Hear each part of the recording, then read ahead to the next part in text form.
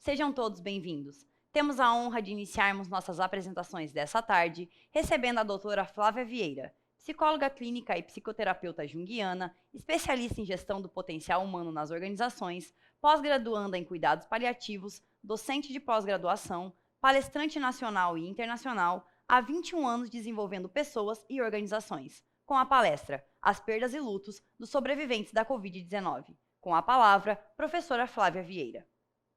Olá, sejam bem-vindos ao primeiro seminário virtual sobre perdas e luto. Eu sou Flávia Vieira e vou conversar com vocês sobre as perdas e lutos que estão presentes na experiência das pessoas que viveram o adoecimento da Covid-19 e que hoje se recuperam desse processo. Portanto, nós vamos falar das perdas e lutos dos sobreviventes da Covid-19. A gente vai tratar um pouco dos aspectos teóricos que estão presentes nessa experiência e junto a isso eu trarei para vocês uma experiência prática, a qual eu vivencio em um projeto social voluntário que se chama Abrigo Humano. Falando sobre os sobreviventes da Covid, é importante nós trazermos números. E no Brasil, os números são bastante altos e preocupantes em relação à Covid-19. Mas um dos dados importantes que nós precisamos considerar são os casos de recuperados, né? Esse número que nós vamos tratar aqui nessa conversa. Nós temos até hoje, junho de 2021, 16.220.238 pessoas recuperadas da Covid-19. É um número alto, um número importante, e são pessoas que também precisam ser vistas, que também precisam de cuidado. Nós temos hoje, claro, a nossa atenção voltada para as pessoas que estão adoecidas pela Covid-19. As nossas medidas de saúde, elas estão voltadas ainda para esse lugar, o lugar do adoecimento. Portanto, em junho de 2021, nós temos um acumulado de 17 milhões de casos confirmados. Nós temos 501 mil óbitos até esse momento. 16 milhões se recuperaram e nós vamos falar sobre essas pessoas hoje. Quem são os sobreviventes da Covid-19? Que expressão é essa, sobrevivente? Nós vivemos uma pandemia, é uma experiência que nenhum de nós nunca passou. É uma experiência que marca a geração viva desse planeta. E nós precisamos entender que essa experiência, ela nos atravessa psiquicamente, definitivamente. Nós vivemos hoje dores e sofrimentos jamais imaginados, jamais pensados por nenhum de nós. Nós estamos sobrevivendo a essa pandemia.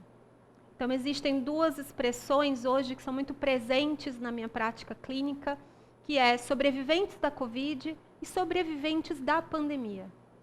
Os sobreviventes da pandemia somos todos nós que estamos vivendo essa experiência, tendo adoecido ou não. Os sobreviventes da Covid-19 são pessoas que adoeceram e hoje se recuperam, seja de sequelas físicas, seja de sequelas emocionais. Elas podem trazer o que se chama síndrome pós-Covid, ou Covid longa, ou Covid persistente, que são sintomas, um conjunto de sintomas ainda não muito explicado pela medicina, e que algumas pessoas hoje vivem numa escala de 6 meses pós-Covid ou 1 ano pós-Covid. Mas todas as pessoas que viveram a experiência desse adoecimento, de alguma forma, trazem relatos de perdas, de luto, de sofrimento, que precisa ser visto e precisa ser escutado. Essa fala que eu trago para vocês é uma fala que requer uma reflexão nossa, portanto, eu recortei para a gente poder pensar e refletir.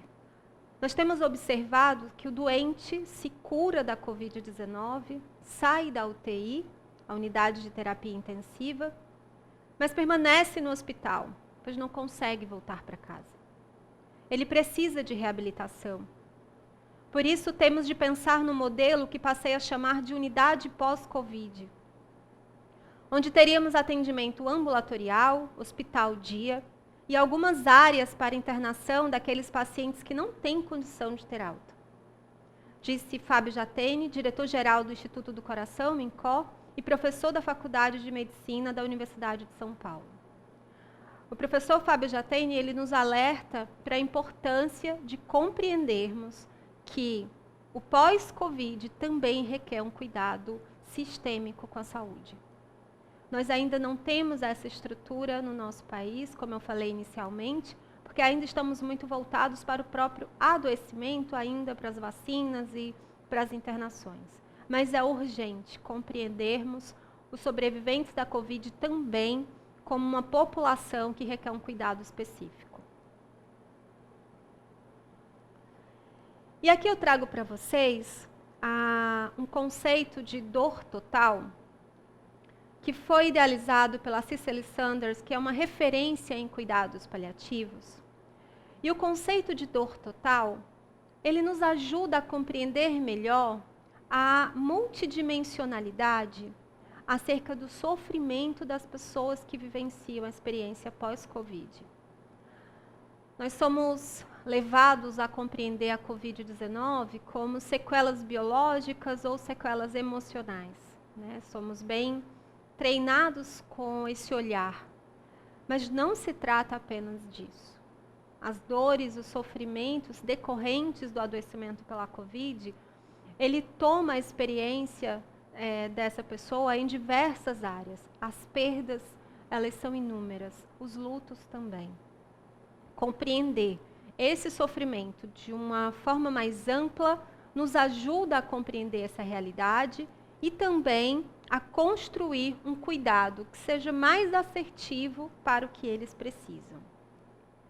A Cicely Saunders, portanto, ela traz o conceito de dor total, e esse que eu apresento para vocês, ele foi adaptado pela médica Ana Cláudia Quintana Arantes, que é uma referência no nosso país em cuidados paliativos. Então, ela compreende a dor e o sofrimento a partir de 4 perspectivas: dor física, dor emocional, dor social e dor espiritual. A Ana Cláudia Quintana, ela acrescenta a dor familiar. A dor emocional, que está presente nessa experiência do pós-Covid, ela traz alguns fenômenos que são importantes nós compreendermos. A primeira delas é de que esse sobrevivente da Covid, ou seja, essa pessoa que se curou pela Covid, ele pode ser um enlutado. Ele pode ter perdido pessoas amadas, seja da sua família, seja do seu ciclo afetivo. Então, ele não trará apenas uma experiência de sofrimento. Ele pode ter sobrevivido, mas as pessoas que ele ama podem ter falecido por Covid. Então, ele traz essa experiência de luto por morte. É muito importante fazermos um recorte acerca do luto na Covid, um luto por Covid. Nós temos uma terminologia que se chama luto agudo, luto traumático. Mas nós vivemos um contexto, luto por Covid, muito específico. Esse luto não é um luto qualquer. A vivência desse luto não é uma vivência que nós tínhamos antes da pandemia. As pessoas enlutadas nesse momento, elas não puderam enterrar os seus mortos.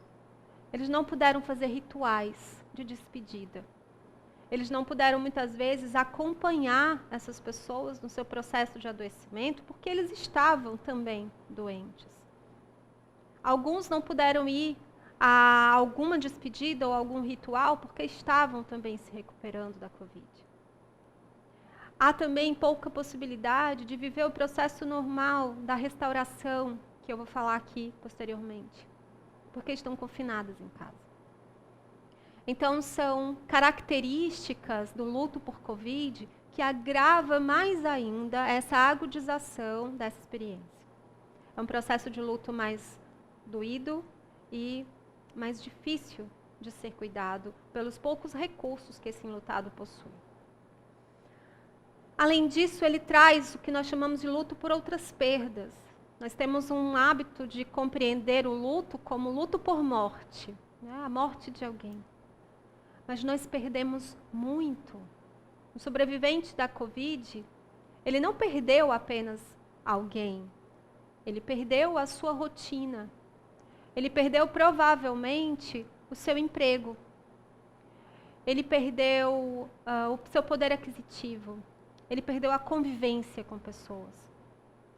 Então existem prejuízos, impactos nas diversas áreas da vida dessa pessoa que também são perdas e que geram também um processo de luto, sofrido, doído e que precisa ser revisto. Essa pessoa também pode experienciar estresse pós-traumático, e um dos relatos muito presentes na minha experiência clínica e também no abrigo humano é o trauma da intubação. A pessoa que vai viver a experiência da intubação, ela já associa a uma morte, a possibilidade da morte. Então existe um encontro com a finitude, que é muito traumático. E nós sabemos o quanto a nossa sociedade não está preparada para falar sobre morte, o quanto esse tema ele não é presente no nosso ciclo social. Uma pessoa que adoece de Covid, rapidamente ela associa isso, à possibilidade da sua morte. Então, o trauma da intubação, o trauma do confinamento, do isolamento na UTI, das mortes que acontecem no seu entorno, nos leitos ao lado, são impactos que geram aí marcas importantes emocionais que precisarão ser cuidadas em algum momento. Ansiedade, depressão, esses sintomas estão presentes no nosso dia a dia, mesmo antes da pandemia. As pessoas que sobrevivem à Covid, elas desenvolvem ou podem desenvolver, sejam traços mais ansiosos, sejam experiências mais depressivas, choros contínuos, falta de vitalidade, desânimo, que são também muito presentes. As fobias também elas estão presentes como experiência na Covid-19. O medo de sair de casa, o medo de adoecer, que pode gerar aí alguns comportamentos de evitação, que também precisam da nossa atenção. E, infelizmente, ideações suicidas.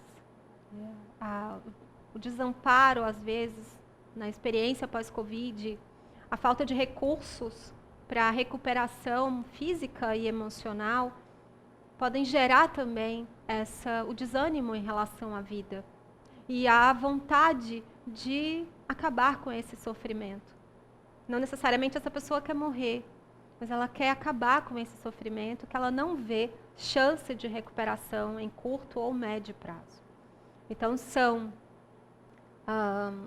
relatos que estão presentes na minha experiência, que estão presentes nos nossos atendimentos no abrigo humano, que merecem um recorte, merecem uma atenção e merecem um cuidado.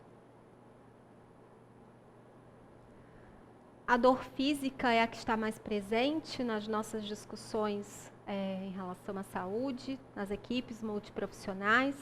Então, os relatos que estão muito presentes na fala dos sobreviventes da Covid, perda de olfato, perda de paladar, dores musculares, perda de cabelo, dores nas articulações, fadiga, podendo ser até associado a uma fadiga crônica. Já existem estudos observando a intensidade dessa fadiga, que muitas vezes gera uma incapacitação para o trabalho, para esse retorno para a vida e para a rotina. Taquicardia, hipertensão ou hipotensão, sem uma causa determinada, e dispneia, desconfortos ainda respiratórios. Eu acompanho os sobreviventes da Covid hoje, que trazem algumas dessas sequelas, e essas sequelas, elas, claro, estão aí presentes na frustração, na tristeza, de viver ainda essa experiência, né? Esse prolongamento da Covid, sai daquela fase de agudização do risco de vida, mas esse processo de reabilitação, de recuperação, também tem a sua parcela de sofrimento específica. Compreendendo que nós temos índices de risco de morte ainda nesse período pós-Covid, né? Então, é um processo de recuperação delicado, que requer uma atenção, pouca informação ainda, A saúde ainda não traz uma clareza acerca de como cuidar do período pós-Covid. Estamos ainda vivenciando a pandemia e, ao mesmo tempo, buscando compreender essa realidade, esse fenômeno, para oferecer o melhor cuidado. A dor social é uma dor que ela traz perdas importantes e que precisam da nossa atenção. A pessoa que sobrevive à Covid, ela muitas vezes ela traz sequelas físicas de incapacidade, de dificuldade de respiração, fadiga excessiva, dores de cabeça. Então traz sequelas importantes que inevitavelmente vão comprometer a qualidade da sua disposição e da sua disponibilidade para o trabalho. É uma realidade perceber que as pessoas que sobrevivem à Covid, elas demoram a retornar ao seu trabalho, ou elas precisarão ser remanejadas de função, ou definitivamente elas se tornam incapacitadas para a vida laboral por um período indeterminado. Aqui nós estamos falando de perdas importantes. O trabalho ele tem um lugar de sentido na vida de uma pessoa. Perder a nossa capacidade produtiva é perder uma parte de nós que nos traz autorrealização muito importante. Nós precisamos compreender que aqui tem perda, aqui tem luto. O luto de uma experiência produtiva. O luto de uma imagem, de uma autopercepção de produtividade, de realização, que aqui se compromete, dada essa realidade. O isolamento também é uma realidade, é uma dor social. Essa pessoa já ficou confinada numa UTI, provavelmente. Ela retorna para o seu lar, ela não pode conviver adequadamente com a família ou com os seus amigos. O ciclo social ainda é restrito hoje, devido à pandemia. Então, esse isolamento ainda se faz presente, ainda é um prejuízo para os sobreviventes da Covid. Há uma realidade nossa ainda, seja nenhum ou precário acesso ao sistema de saúde. Como eu falei de início, nós não estamos preparados para cuidar do mundo pós-Covid e o nosso sistema de saúde pública no Brasil ainda é ineficiente para oferecer esse cuidado da maneira mais efetiva possível. Então, nós temos relatos de sobreviventes com pouco ou nenhum acesso ao cuidado necessário para a reabilitação. Aqui na dor social tem uma experiência que requer a nossa atenção. Nós temos uma imagem da cura em relação à Covid, que são os pacientes saindo dos hospitais e os profissionais de saúde celebrando. Aquela imagem ela é uma imagem muito importante, ela é um ritual de passagem que tem um efeito emocional muito importante. Mas existe um mundo pós aquele ritual de gratidão e de celebração, que muitas vezes é vivido no silêncio.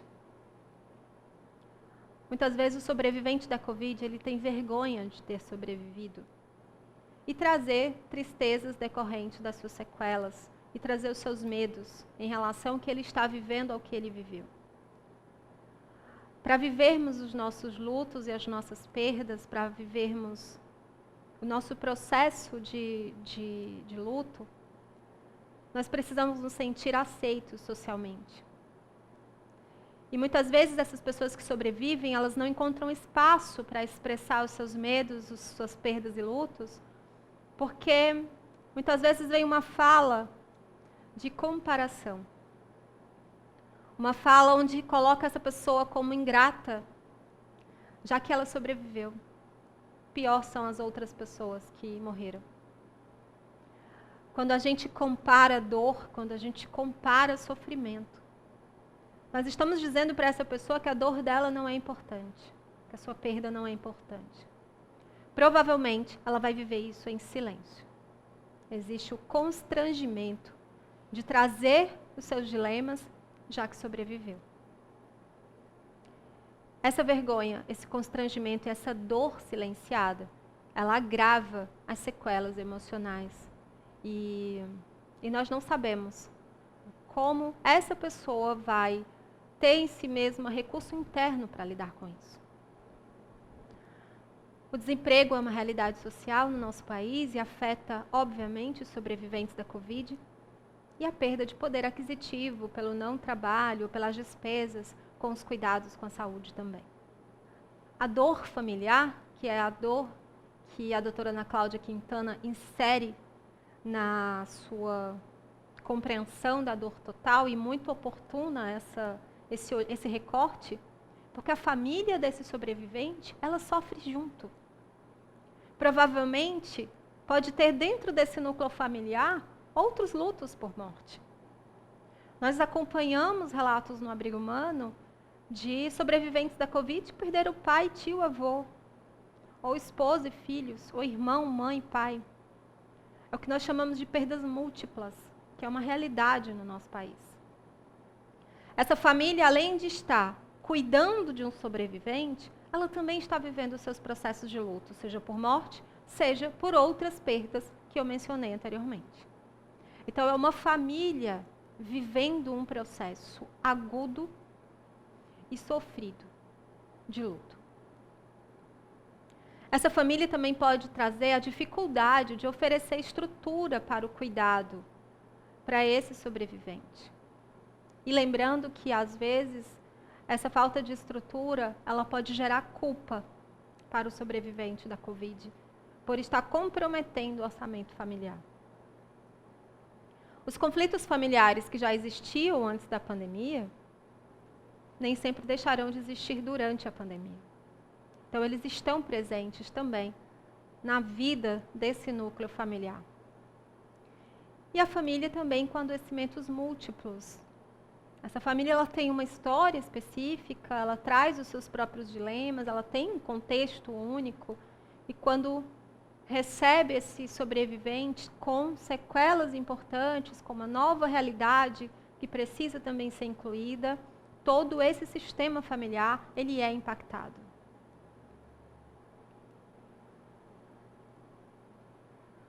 E a dor espiritual, o impacto espiritual também para o sobrevivente da Covid. Algumas pessoas têm como expressão espiritual a religiosidade. E a impossibilidade de viver o seu credo também gera para essa pessoa mais sensação de desamparo e de solidão. Alguns trazem relatos da sua fé comprometida, de por que tudo isso acontece com ele.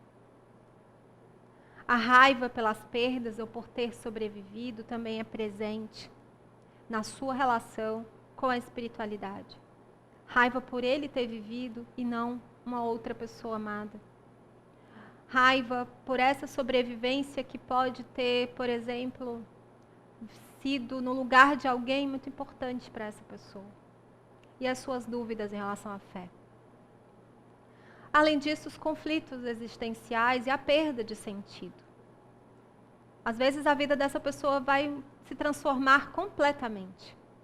E ela precisa de muita estrutura interna para dar conta disso. Seja na estrutura familiar, seja na estrutura profissional. Hoje, eu acompanho relatos de pessoas sobreviventes da Covid que estão vivendo sequelas graves, que o impossibilita de andar, o impossibilita de falar. Então, é toda uma vida que precisa ser ressignificada, reconfigurada.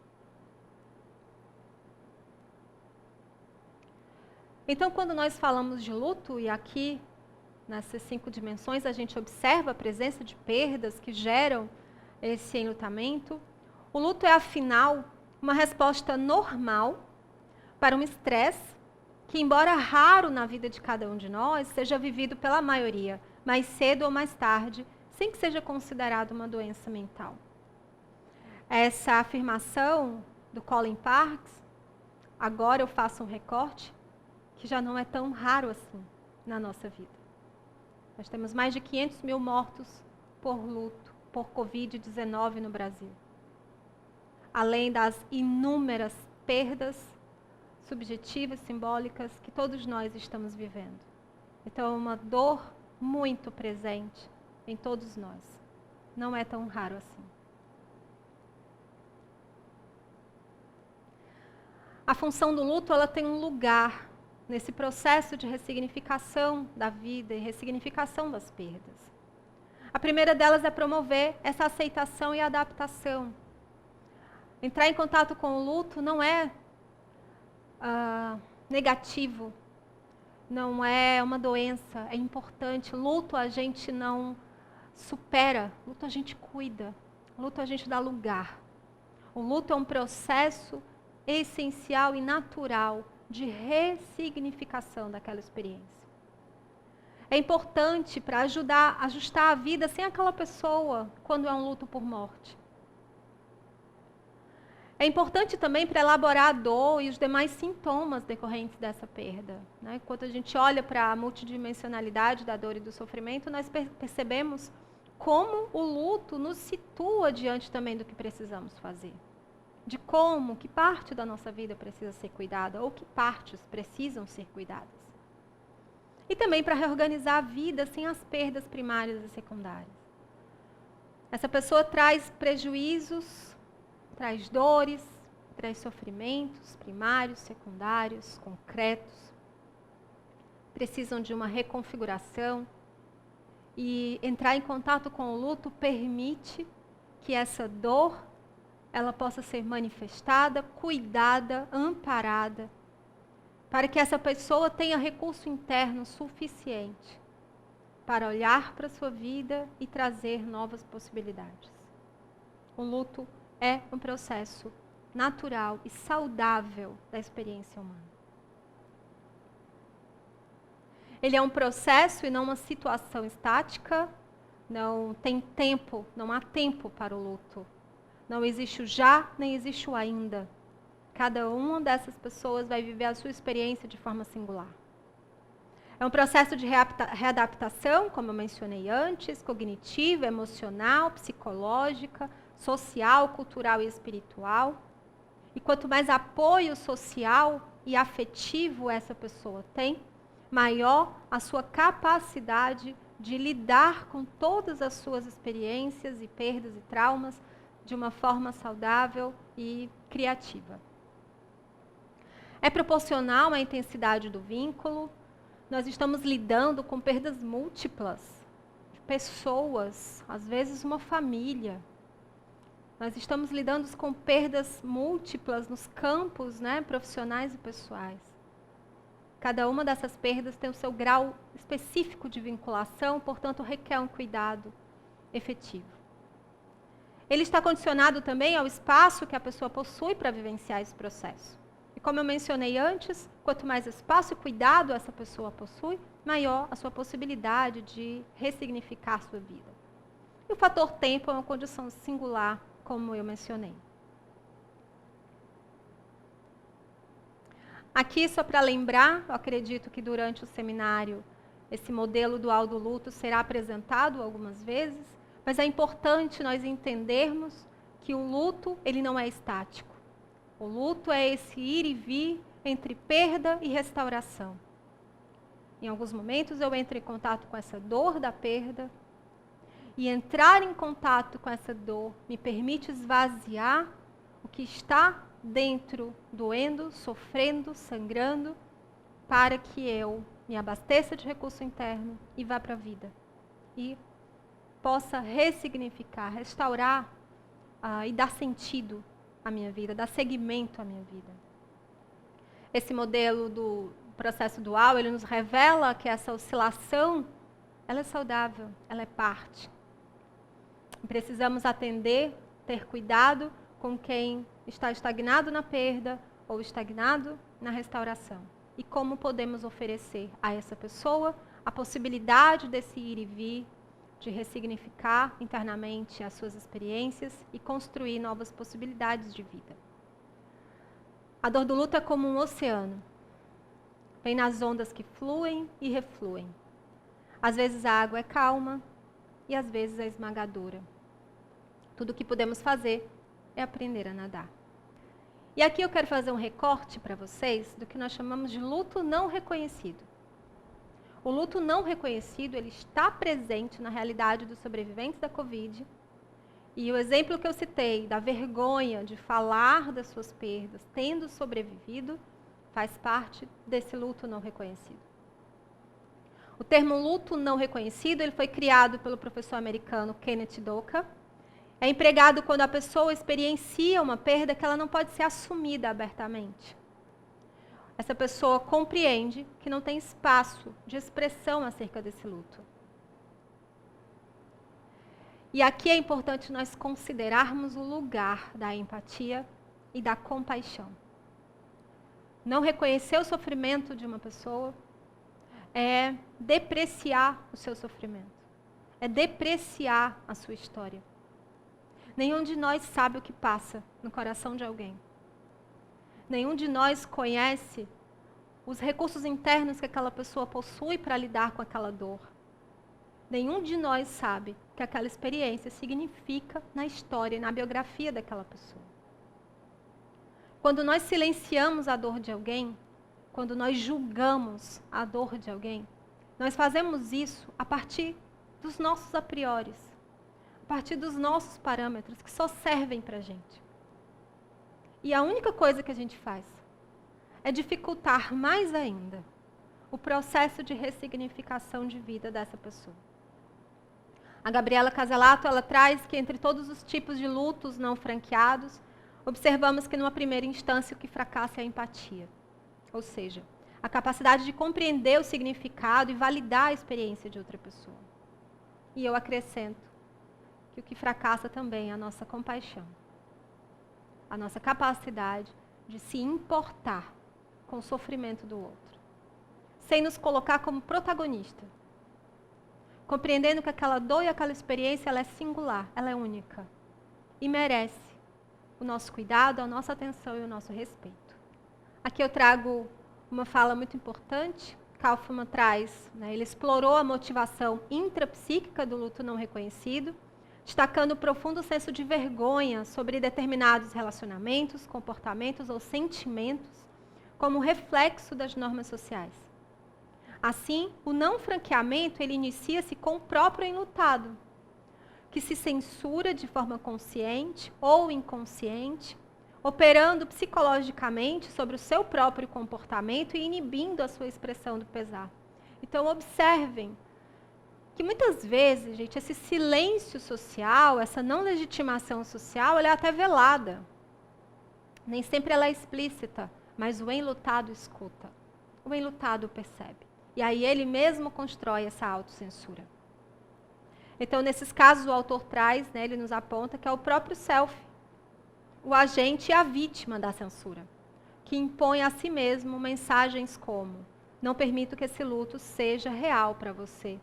Isto não é uma perda, isto não é um luto. E aqui eu trago a expressão dor silenciada.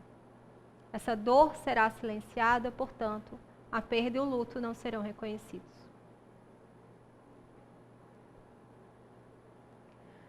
Eu trago agora para vocês a minha experiência prática com sobreviventes da Covid. O Abrigo Humano, ele é um projeto social de iniciativa voluntária que foi fundado por mim e pela psicóloga Fabiana Nascimento, que é especialista em luto, que já é uma referência no nosso país em plantão psicológico. Ela que já criou o primeiro plantão psicológico de luto por PET, também um luto não reconhecido. Em janeiro, nós nos unimos para oferecer apoio a Manaus, no momento da falta de oxigênio em Manaus. Nós fazemos parte de um outro projeto social, nos aliamos a outros colegas profissionais de saúde e oferecemos cuidado para Manaus em janeiro. Ali nós compreendemos a necessidade de oferecer um cuidado específico, dada a realidade específica que nós estávamos vivendo. Nem era plantão psicológico, nem era cuidados paliativos, nem era luto, como nós compreendíamos antes da pandemia. Resolvemos chamar então de cuidado. Nós começamos a construir cuidado, a partir da realidade que cada pessoa, cada família trazia para a gente. O Abrigo Humano tem, portanto, 5 meses. Ele é um centro de referência online. Todo o nosso trabalho ele é feito na modalidade online. tem hoje cerca de 100 voluntários, entre psicólogos e profissionais de outras áreas, de outras especialidades. O nosso atendimento ele é realizado já a mais de 500 pessoas, seja no formato familiar, ou atendimento individual, e também de brasileiros que estão no exterior. No abrigo, nós oferecemos hoje os seguintes serviços. Hoje nós temos a emergência psicológica individual, então a pessoa que vive os dilemas da Covid, na realidade nós iniciamos falando sobre doentes e enlutados pela Covid. E nós fomos percebendo que as outras dores decorrentes da pandemia também estavam chegando no abrigo.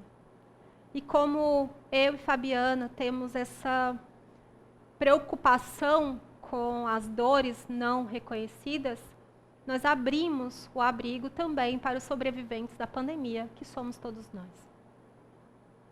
Então, nós oferecemos hoje a escuta psicológica de emergência para a população brasileira em geral, que vive de alguma forma os dilemas da pandemia. Além disso, nós temos grupos de apoio. Esses grupos, eles têm como objetivo principal legitimar as dores dos brasileiros, através do reconhecimento de outras pessoas que vivem essa mesma dor.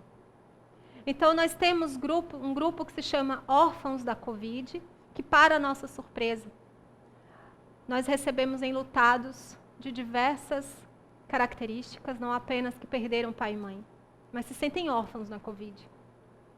Nós atendemos crianças, adolescentes e adultos. Nós temos um grupo para sobreviventes da Covid, pessoas que trazem as suas dores e os seus dilemas e encontram espaço conosco. Nós temos grupo para sobreviventes da pandemia. E um dos grupos que tem tido uma grande procura são as mães na pandemia. As mães que tiveram a sua vida reconfigurada e que também trazem os seus dilemas, elas têm um espaço de escuta. O nosso recorte principal aqui, nessa conversa, é o grupo de apoio de sobreviventes e o atendimento individual para sobreviventes na pandemia. Nós também atuamos na construção de cuidado, onde nós fazemos parceria com outros serviços ou com outros profissionais de saúde para ampliar o cuidado às pessoas que vivem os dilemas da pandemia e da Covid. Nesse momento da nossa realidade, estamos construindo cuidado com fisioterapeutas e fono para oferecer aos nossos sobreviventes que não têm acesso ou pouco acesso a uma reabilitação efetiva. E nós temos também um grupo que se chama Entre Pares, que é formado por profissionais de saúde, que oferecem apoio e experiência técnica para outros profissionais de saúde que estão na linha de frente nesse momento. Então, esses são os serviços presentes no Abrigo Humano. E eu trago aqui para vocês alguns temas que estão presentes nas falas dos sobreviventes da Covid que chegam no abrigo. Boa parte dos sobreviventes da Covid que chegam ao abrigo são enlutados. Perderam também suas pessoas amadas. Nós chamamos de dores superpostas. É a dor do luto por morte, é a dor do luto em relação às perdas na sua vida, é o medo de ter se deparado com a sua própria doença. Nós temos também pessoas que estão desempregadas, que tiveram sua vida profissional comprometida, não têm acesso a recurso de saúde, não têm dinheiro para pagar tratamento e vivem toda essa frustração e essa dor. Boa parte das pessoas que nos procuram também trazem sintomas depressivos, sintomas ansiosos na sua fala. Eles trazem: eu não consigo dormir, eu não paro de chorar, eu estou muito triste, minha vida perdeu sentido, eu não sei o que fazer, eu estou desesperado. Esses são as falas, os recortes que chegam até o abrigo. Também buscam suporte emocional devido ao impacto das sequelas físicas. Nós temos pessoas hoje com incapacidade importante, inclusive com comprometimento de fala. E temos no abrigo fonoaudiólogos especialistas em comunicação alternativa que também se preocupam em oferecer ao país outras possibilidades de comunicação e, portanto, de reabilitação. E os episódios de pânico, que são os momentos onde eles entram em contato com o abrigo e conseguem ter esse atendimento emergencial. Nós fomos aprendendo, no decorrer da nossa experiência com o abrigo, que a prontidão e a legitimação da dor são dois recursos importantes para as pessoas que vivem esse dilema da Covid, da pandemia, usarem como espaço aí de ressignificação e de sustentação. Nós definimos, portanto, o acolhimento no abrigo como um espaço de escuta que abriga. É uma escuta que nomeia a dor e a coloca em presença. As pessoas que chegam no abrigo, que trazem as suas histórias, que trazem as suas experiências, elas são escutadas, não são questionadas. A dor delas ganha um lugar. Ela é reconhecida. É uma escuta que legitima essa dor, que autoriza essa dor a existir. Muitas pessoas que ligam para o abrigo, elas não têm outros espaços de fala. Até porque dentro do seu núcleo familiar já está tudo muito dolorido e sofrido. No abrigo eles encontram alguém que dá espaço para essa dor, que oportuniza a expressão dessa dor. Nós poderíamos fazer uma analogia com um ferimento, uma dor que precisa ser drenada. Ligar para o abrigo, entrar em contato com o abrigo, é a possibilidade de drenar essa dor que está sangrando naquele momento. É uma escuta que dá voz a essa dor, que abre caminho de congruência e abre caminho de regulação interna. Naquele momento da crise e do desespero, aquela pessoa ela não tem consciência da sua capacidade de regulação interna.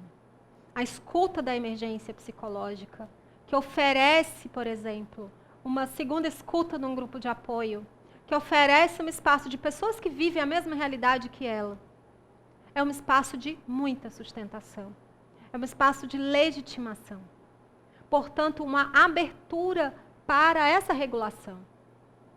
E um recorte aqui é importante falar, que as pessoas que buscam abrigo, elas decidem se elas querem uma escuta individual, depois se elas querem ir para um grupo de apoio, se querem voltar para uma escuta individual. Então elas têm autonomia, elas escolhem o abrigo que precisam. E isso já é um fator muito importante, porque isso revela para elas essa capacidade de autorregulação com o nosso apoio, mas não somos diretivos nisso. Nós somos apoiadores desse processo de autorregulação. E é uma escuta que reorienta o desejo, ou seja, oferece a essa pessoa a oportunidade de ela caminhar para um novo sentido de vida, possibilita a liberdade de fazer novas escolhas. E nós temos relatos, de usuários do nosso serviço que trazem isso, o quanto as escutas que eles tiveram no momento de perda possibilitaram experiências de restauração. Segundo Carlos Alberto Barros Franco, professor da Escola de Medicina, Escola Médica de Pós-Graduação da Pontifícia Universidade Católica do Rio de Janeiro, na PUC do Rio, o Brasil ainda está na fase da pandemia em que a preocupação mais urgente é conter a transmissão do vírus. Mas os problemas decorrentes da Covid-19 vão persistir por muito tempo. Essa é uma preocupação de países europeus e norte-americanos que vem se preparando para essa segunda fase, a da síndrome pós-Covid ou Covid longa. E isso terá consequências de maior gravidade no Brasil. Nós já estamos vivendo isso. As pessoas que viveram a Covid em 2020, hoje, em 2021, já trazem os seus dilemas, as suas dores e sofrimentos. Nós temos já pós-Covid no meio de uma pandemia. E esse cenário, ele precisa da nossa atenção. Todos precisam, desde a atenção básica, conhecer os efeitos da infecção nas crianças, nos grupos de risco e em todos os grupos, e entender os impactos sociais e econômicos dessa enfermidade. É preciso garantir a reabilitação dos pacientes. Temos 800 centros de colaboração em diversas regiões e vamos pedir que incluam a Covid longa entre as prioridades. Essa é a fala do diretor-geral da Organização Mundial de Saúde. O mundo está olhando para isso. O nosso Brasil tem suas precariedades em relação à saúde, mas também estamos olhando para isso. Existem iniciativas muito importantes, efetivas, em relação ao pós-Covid, que já estão acontecendo em vários núcleos de saúde. E aqui eu trago um recorte um pouco mais amplo, para a gente ir finalizando a nossa conversa, do Joel Birman, que é um psicanalista, e ele nos atenta para olharmos para a Covid para além do vírus e nos ajudar a pensar em todo o impacto sistêmico disso. Se o vírus remete a uma problemática eminentemente orgânica, a pandemia, em contrapartida, ultrapassa em muito o campo estrito do discurso biológico. Ela traz para si, além dos registros social e sanitário, os campos da economia, da política, da cultura, exigindo então uma leitura interdisciplinar para que possa dar conta da sua especificidade e complexidade de maneira conjugada. Joel Birman nos alerta para essa compreensão multidimensional dos impactos da Covid-19 em cada um de nós. Seja os que adoeceram e os que não adoeceram da Covid. Estamos todos sobrevivendo a essa experiência. Precisamos compreender que um paciente que vive a reabilitação, que é um recuperado ou um recuperando da Covid-19, ele precisa de suporte social, profissional, não apenas o recurso da saúde biológica e emocional. São várias áreas que precisam atuar de forma conjugada para oferecer esse cuidado mais efetivo e mais sistêmico, portanto, amplo, para essa pessoa que vive tantas perdas e lutos. Aqui eu trago para vocês um texto muito importante de uma psicóloga que precisa ser lido e pensado para a gente refletir. A saúde mental não é uma preocupação para depois. Nós não vamos cuidar da saúde mental depois da pandemia. Ela é uma preocupação de agora. Ela não é a quarta onda. Ela está aqui e por isso precisamos agir para minimizar o sofrimento e os danos que essa pandemia tem nos trazido, destaca Larissa Brambati, psicóloga e professora da UNB, Universidade de Brasília.